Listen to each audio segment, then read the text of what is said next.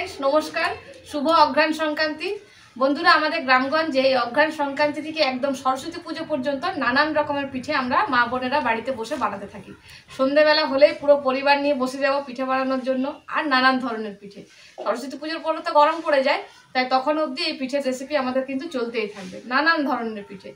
तो बंधुरा आजके आमिओ एकटा पिठेर रेसिपि आपनादेर संगे शेयार करछि। आजके आमि बानाबो भापा पिठे। এটা উত্তরবঙ্গের রেসিপি, উত্তরবঙ্গে এটাকে ভাকা পিঠে বলে মানে সবাই জানেন।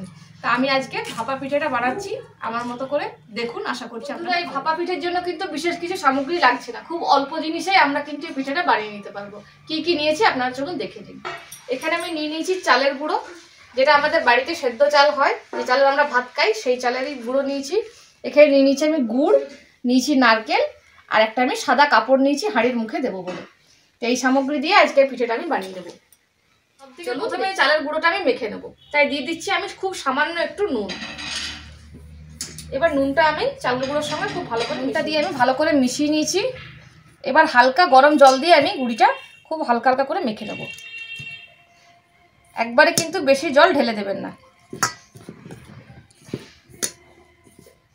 বন্ধুরা, জলটা কিন্তু একদম মাপ করে দেবেন, বেশি জল দেওয়ার দরকার নেই, কারণ গুঁড়িটা একদম আমি ঝরঝরে করে নেব। এই দেখুন বন্ধুরা, গুঁড়িটা ডাব হচ্ছে, তার মানে জানবেন আপনার জল দেওয়া কিন্তু কমপ্লিট হয়ে গেছে। এবার গুঁড়িটাকে আমি হাতে করে ঝরঝরে করে নেব। দু হাতে এরকম ঘষে ঘষে গুঁড়িটাকে আমি একদম ঝুরো ঝুরো করে বানিয়ে নেব। দেখুন একদম ঝুরঝুরে হয়ে গেছে, ঠিক যেন নারকেলের কোড়ার মতো। এইভাবে গুঁড়িটাকে কিন্তু রেডি করে গুঁড়ি রেডি হয়ে গেছে। চলুন এটা এবার আমি 15 মিনিটের জন্য ঢাকা দিয়ে ততক্ষণে নারকেলটা রেডি করে নিই।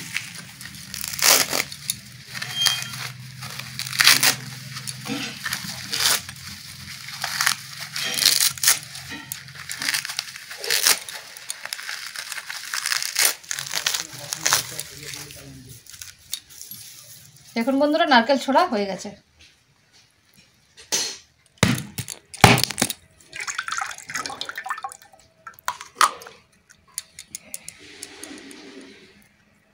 এই যে দেখুন নারকেল ফাটিয়ে নারকেল করা হয়ে গেছে। চলুন এবার পিঠেটা বানিয়ে নিই। হাঁড়ি বসিয়ে দিয়েছি, এবার অর্ধেক হাঁড়ি আমি জল দিয়ে দেবো। এবার হাঁড়ির মুখটা আমি সাদা কাপড় দিয়ে বেঁধে দেবো।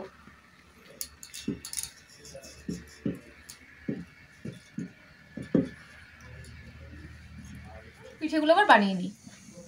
হাতার মধ্যে দিয়ে দিচ্ছি একটু চালের গুঁড়ো, দিয়ে দিচ্ছি সামান্য গুড়, এবার উপর থেকে একটু নারকেল কোড়া দিয়ে দেবো। তারপর আবার চালের গুঁড়ো দিয়ে আমি চাপ দিয়ে দিয়ে বেশ গোল আকার করে নেব।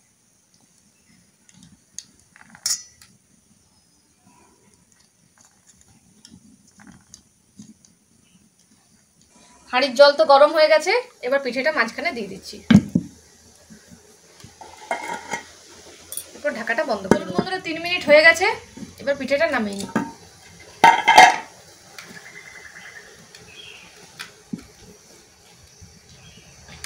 এই দেখুন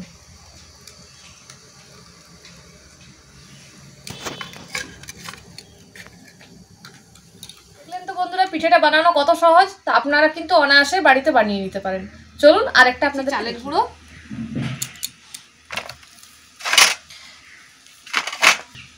দিয়ে দিচ্ছি, গুড়, এবার উপর থেকে নারকেল কোড়া দিয়ে দেবো।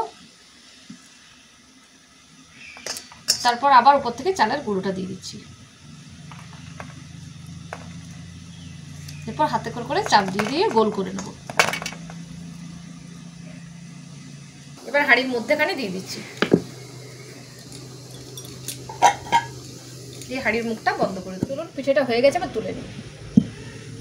এই দেখুন বন্ধুরা কি সুন্দর হয়েছে। বন্ধুরা আমার তো পিঠে বানানো কমপ্লিট। আমার এই পিঠের রেসিপিটা আপনাদের কেমন লাগলো অবশ্যই জানাবেন। একটা পিঠে আপনাদেরকে আমি ভেঙে দেখাচ্ছি কেমন হয়েছে। দেখুন কত নরম হয়েছে, এই দেখুন কি সুন্দর পুর ভর্তি একদম। তো আজকে আমার এই পিঠের রেসিপিটা যদি আপনাদের ভালো লেগে থাকে তাহলে অবশ্যই একটা লাইক, শেয়ার এবং সাবস্ক্রাইব করতে ভুলবেন না, ঠিক আছে? আরও নতুন নতুন রেসিপি দেখার জন্য আমার চ্যানেলে চোখ রাখুন। আর যারা ফেসবুক থেকে আমার এই ভিডিওটা দেখছেন তারা ফেসবুক পেজটি ফলো করে দিন, আর তার সঙ্গে ইউটিউবে গিয়েও সাবস্ক্রাইব করতে কিন্তু ভুলবেন। প্রতিদিন আসবে নতুন রেসিপি, সবই আপনাদের জন্য।